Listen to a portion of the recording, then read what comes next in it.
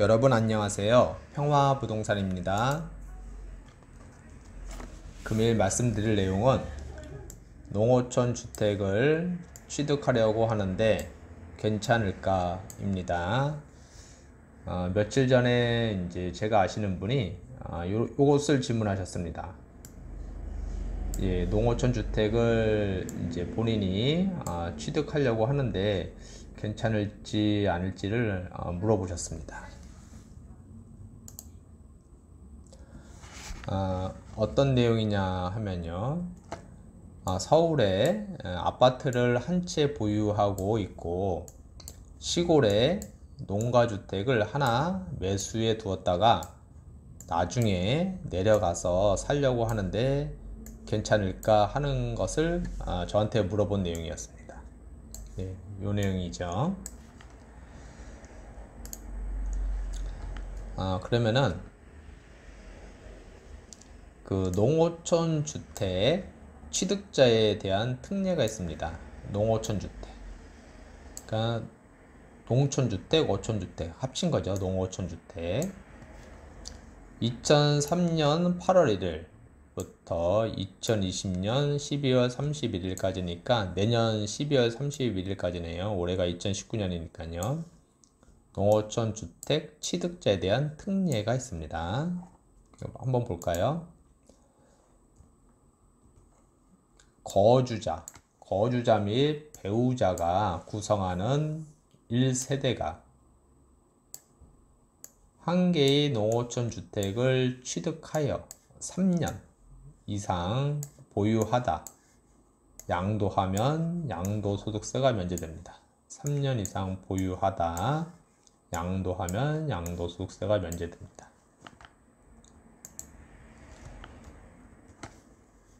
여기에 해당이 되겠죠. 이제 기존 주택을 한 채 보유하고 계시잖아요. 기존 주택 보유자가 농어촌 주택을 취득하여 3년 이상 보유하다.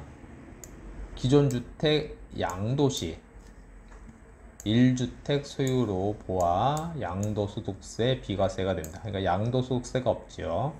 3년 이상 보유하다가, 보유죠, 보유. 거주 요건은 없습니다. 거주 요건은 없고요. 3년 이상 보유하다. 3년 이상 보유하고 뭐 또 거주하고 뭐 그래도 상관은 없죠. 그러면은 이제 농어촌 주택이 어디에 위치하고 있어야 되냐? 어디에 위치하고 있어야 되냐? 어디에 위치하고 있어야 되냐에 따라서 농어촌 주택이 될 수도 있고 안 될 수도 있습니다. 이 요건에 해당이 안 되면은 농어촌 주택이 아닌 겁니다. 그 요건을 한번 볼까요?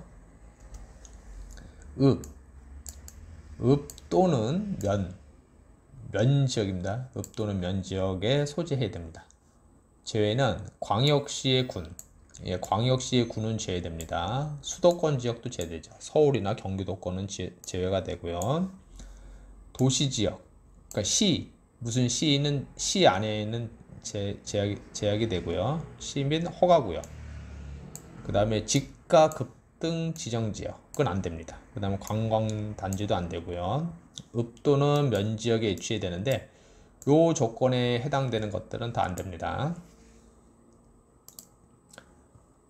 그뿐만 아니고 대지 면적, 요 대지가 있죠. 대지 위에 이제 주택이 있을 거니까요.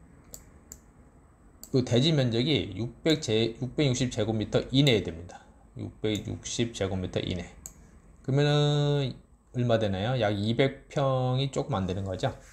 그러니까 대지 면적이 이게 200평 이내에 됩니다. 그러니까 200평이 좀 안 돼야 됩니다. 플러스 연면적 150제곱미터 이내입니다. 연면적이 150제곱미터. 그래서 연면적이라고 했잖아요. 연면적은 뭐냐면은 이게 만약에 2층 그러니까 단독주택인데 2층이다.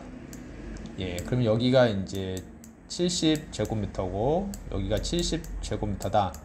그러면 이 두 개를 합한 게 연면적입니다. 그럼 140제곱미터가 되겠죠. 만약에 3층이다. 그럼 요거까지 같이 합쳐야죠. 그러니까 1, 2, 3을 다 합한 게 연면적입니다. 이게 150제곱미터 이내 됩니다. 약 45평이죠. 약 45평 이내에 들어가야 됩니다. 그리고 이제 공동주택. 공동주택은 뭐죠? 이 공동주택은 아파트나 뭐 다세대 주택, 빌라라고 하죠. 다세대 주택이나 그 다음에 연립주택 이런 걸 얘기하는 거죠. 공동주택. 그러니까 아파트, 빌라, 연립 이런 걸 얘기하는 겁니다. 전용 면적 116제곱미터 이내 됩니다. 그럼 116제곱미터면은 한 35평 정도 되는 거죠. 예, 그 이내 됩니다. 그래서 요 조건, 그러니까 대지 면적이 660제곱미터 이내 되고, 그 다음에 연면적이 150제곱미터 이내 되고, 공동주택일 경우에는 전용 면적이 116제곱미터 이내 된다.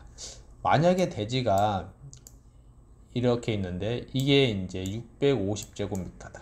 그러면은 여기 이제 조건에 해당이 되잖아요. 이 안에 있는 이제 주택이 이게 이제 만약에 2층 주택이다. 근데 이게 연면적이 3층 정도로 가야 되겠네요. 3층. 근데 이게 여기가 이제 뭐 80이고 여기가 여기가 이제 60이라고 했고요. 60이고 60이고 그 다음에 60이고 그 다음에 여기가 50이다. 그럼 여기에 이제 더하면은 170이 되잖아요. 170제곱미터. 그러면은 이제 대지 면적 요건에 해당이 됐는데 연면적 요건이 해당이 안 됐다. 그러면은 이거는 농어가 주택이 아닙니다. 요거 조건을 다 만족을 해야 됩니다.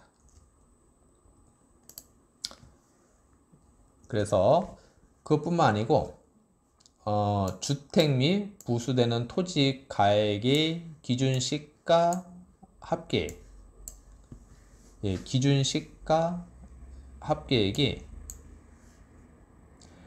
농어촌 주택 취득 당시 2억 원 이하 됩니다. 2억 원 이하.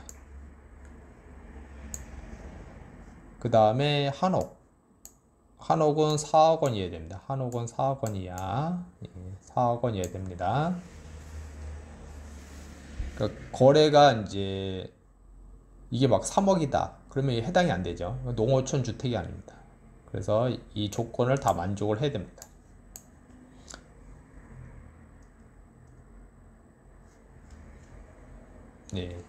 그래서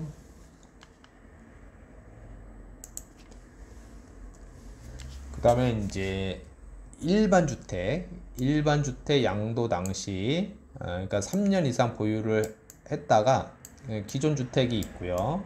더하기 또 기존 이제 농어촌 주택을 하나 매수를 해서 요걸 이제 3년 이상 보유를 했다가 기존 주택을 이제 양도할 경우에 이 양도 당시 시점에 이 농어촌 주택 아까 2억 있었죠. 한옥은 4억이고요. 요것을 상관이 없습니다. 이제 취득 당시에만 농어촌 주택 가격이 해당이 되는 겁니다.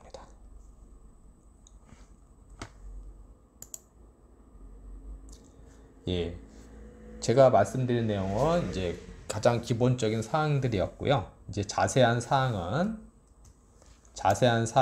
세무사분과 상담하시는 게 낫겠죠. 오늘은 여기까지고요. 본 내용이 조금이라도 도움이 되셨다면 구독 꾹 눌러주시면 감사하겠습니다. 다음에 또 뵙도록 하겠습니다.